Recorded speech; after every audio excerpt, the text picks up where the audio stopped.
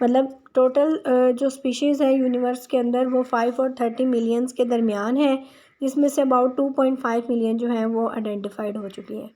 Next biodiversity की definition आ जाती है आपके पास। बायोडाइवर्सिटी, डाइवर्सिटी कहते हैं variety, the number and the variety of species in an area. किसी भी एरिया के अंदर ऑर्गेनिजम्स की जो वैरायटी पाई जाती है उसे कहते हैं बायोडाइवर्सिटी। ठीक है, तो नीचे आप लोगों को इसकी डेफिनेशन भी दी गई है। फाइलेटिक लीनिएज की is an unbroken series of species which is arranged in ancestor to descendant sequence while each later species is evolved from the previous generation। वही है कि एक बिल्कुल अनब्रोकन सीरीज़ है स्पीशीज़ की जो कि अनसेस्टर से डिसेंडेंट तक है, जिसमें हर जो आगे वाली स्पीशीज़ है वो अपनी पिछले वाली स्पीशीज़ से इवॉल्व हुई हैं। तो ये है फाइलेटिक लीनिएज। नेक्स्ट आपके पास टॉपिक है बायोलॉजिकल मेथड। बायोलॉजिकल मेथड क्या है? All sciences are based on experimental inquiries. ठीक है, इसमें जो फर्स्ट स्टेप है बायोलॉजिकल मेथड का वो हमारे पास आ जाता है ऑब्जर्वेशन। ठीक है, ऑब्जर्वेशन क्या है? मुशाहिदा करना, जिसे हम उर्दू में भी कहते हैं the seeing and the noting of objects. ठीक है, किसी चीज़ को आप नोट कर रहे हैं, देख रहे हैं, वो आपकी ऑब्जर्वेशन है। इसके ये डिपेंड करता है आपकी 5 सेंसेस पर, vision, hearing, smell, taste and touch. अब इसके बाद आप क्या करते हैं, आपने कोई भी चीज़ ऑब्ज़र्व की है, उसके बाद आप एक स्टेटमेंट बना लेते हैं उस अवेलेबल इंफॉर्मेशन की बेस पे। अब जो आपने वो स्टेटमेंट बना ली, उस स्टेटमेंट को आप क्या कहेंगे? हाइपोथेसिस। सेकंड स्टेप जो है बायोलॉजिकल मेथड के अंदर वो है hypothesis. A statement on the basis of available information is called hypothesis. Hypothesis मतलब जो आपने स्टेटमेंट बना ली, जो आपके पास इंफॉर्मेशन अवेलेबल है उसकी बेस पे जो आपने स्टेटमेंट बनाई है वो हाइपोथेसिस कहलाएगी। अब हाइपोथेसिस आपने 2 तरीके से बनाई है, डिडक्टिव रीजनिंग और इंडक्टिव रीजनिंग। डिडक्टिव रीजनिंग किसे कहते हैं? Logical consequence result. जो लॉजिक, इसमें इफ़ देन यूज़ होता है। If and then are frequently use to make testable hypothesis. Example उन्होंने दी हुई है विंग्स एंड बर्ड्स की, कि if we accept that all birds have wings it is hypothesis 1।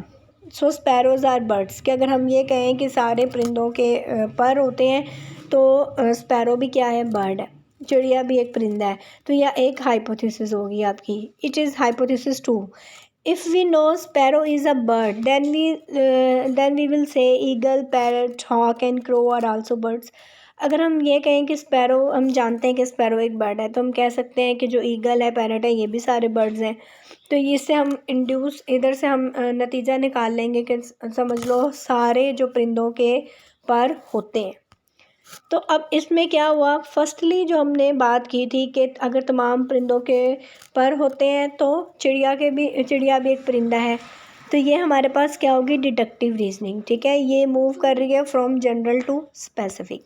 Secondly में हम कहाँ पे मूव किए? From specific to general. ये हमारे पास आ गई इंडक्टिव रीजनिंग। ठीक है, डिडक्टिव रीजनिंग वो होती है जिसके अंदर हम मूव करते हैं फ्रॉम जनरल टू स्पेसिफिक, और इंडक्टिव रीजनिंग में हम मूव कर रहे हैं स्पेसिफिक टू जनरल। अब थर्ड स्टेप जो हाइपोथेसिस के बाद आता है वो होता है थ्योरी। एन ओपिनियन और आइडिया सपोर्टेड बाय एक्सपेरिमेंटेशन। अब जब आपने एक हाइपोथेसिस बनाई, उसके बाद आप उसके ऊपर एक्सपेरिमेंट करेंगे, तो अब जो उस हमारे हाइपोथेसिस को जो एक्सपेरिमेंट सपोर्ट कर रहे हैं वो क्या कहलाएगी? थ्योरी कहलाएगी हमारे पास। ठीक है, all hypothesis are not true. सारी हाइपोथेसिस ट्रू नहीं होती हैं, इसलिए हम एक्सपेरिमेंट्स करते हैं और उस एक्सपेरिमेंट की बेस पे फिर हम थ्योरी बनाते हैं।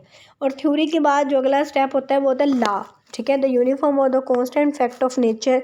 इसकी एग्जांपल आपके पास लॉज की हैं, जैसे law of Mendel law of inheritance है, हार्डी विनबर्ग लॉ है। गुड एग्जांपल्स हैं बायोलॉजिकल फील्ड्स में। उसके बाद हमारे पास ये तो थोड़े से नोट्स हैं एक्सरसाइज वाले, लेकिन इसमें भी इम्पोर्टेंट टर्म्स आ रही हैं, ये मैं आप लोगों को ये प्रोवाइड कर दूँगी, आप लोग इन्हें भी अच्छे तरीके से याद कर लीजिएगा। ठीक है, इन टर्म्स को। नेक्स्ट हमारे पास जो आपकी बुक में टॉपिक है वो है biology and service of mankind. Important roles क्या हैं बायोलॉजी के?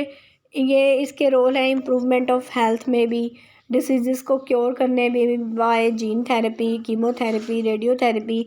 उसके अलावा new varieties of plants and animals, biological control में आ जाता है इसका role, addition of nutrients in the soil, protection of food, conservation of environment. तो सबसे पहले हमने बायोलॉजिकल रोल ऑफ बायोलॉजी देखनी है प्लांट प्रोडक्शन में, ठीक है। बायोलॉजिकल कंट्रोल को हम डिस्कस कर रहे हैं। प्लांट प्रोडक्शन में क्या है, valuable plants are improved by scientist, in this way new varieties are formed and resistance and yield are increased. मतलब हम इसमें जो फिनोमिना यूज़ करें वो है जेनेटिक इंजीनियरिंग।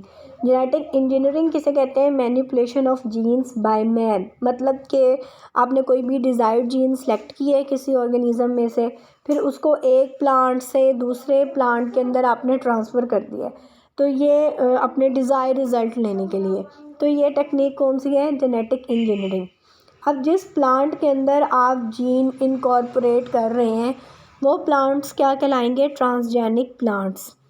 अब इसमें एक तो जेनेटिक इंजीनियरिंग आ गई, नेक्स्ट जो है आपके पास वो है क्लोनिंग।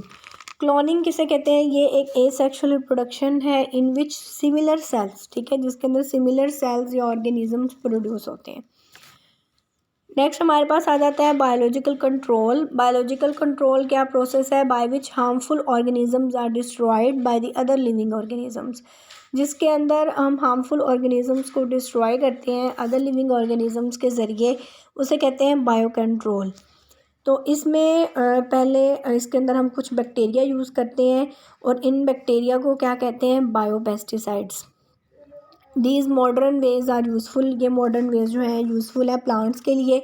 इसमें उन्होंने एग्जांपल दी हुई है कि एक एफिड जो है वो अटैक करता है वॉलनट ट्री के ऊपर, so aphid control by another organism, उसको एक अनदर ऑर्गेनिज्म है वास्प, उसके ज़रिए कंट्रोल किया जाता है, तो ये एक बायोलॉजिकल कंट्रोल है, ठीक है। दीज अप्रोचेज़, अब ये जो हम सारी यूज़ कर रहे हैं डिसीज़ काजिंग ऑर्गेनिजम्स को किल करने के लिए, इसे कहते हैं इंटीग्रेटेड डिसीज़ मैनेजमेंट।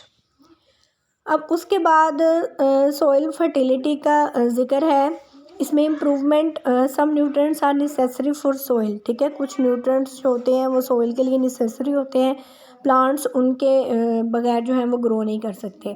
तो न्यूट्रिएंट्स रिक्वायरमेंट जज करना बहुत ही मुश्किल हो जाता है, तो इसके लिए उन्होंने कौन सी टेक्निक यूज़ की, हाइड्रोपोनिक कल्चर टेक्निक। हाइड्रोपोनिक में क्या होता है, आप विदाउट सॉइल प्लांट्स ग्रो करवाते हैं, मतलब पानी के अंदर ऑक्सीजन प्रोवाइड करके, plants cultivated in aerated water, ठीक है। तो इसमें आप सॉइल यूज़ नहीं होती। उसके बाद जब प्लांट्स की ग्रोथ होती है तो जिस न्यूट्रिएंट्स की डेफिशिएंसी होती है तो पता चल जाता है कि अच्छा इस प्लांट को इस न्यूट्रिएंट ये न्यूट्रिएंट रिक्वायर्ड था। उसके अलावा फूड प्रोटेक्शन आ जाता है, milk and milk products are protected by pasteurization. Pasteurization एक प्रोसेस है जिसके ज़रिए आप फूड को प्रोटेक्ट करते हैं। लिक्विड मिल्क और मिल्क प्रोडक्ट्स, लिक्विड को हीट किया जाता है सर्टेन टेम्परेचर पर और फिर उसको ठंडा कर लिया जाता है, तो इसके ज़रिए उसके अंदर जो हार्मफुल ऑर्गेनिजम्स हैं वो किल हो जाते हैं और इस प्रोसेस को कहते हैं पास्चराइजेशंस। इसके अलावा भी और भी खूब बहुत से मेथड यूज़ किए जाते हैं फूड को प्रिजर्व करने के लिए, लाइक ड्राइंग या फिर केमिकल्स को यूज़ करके।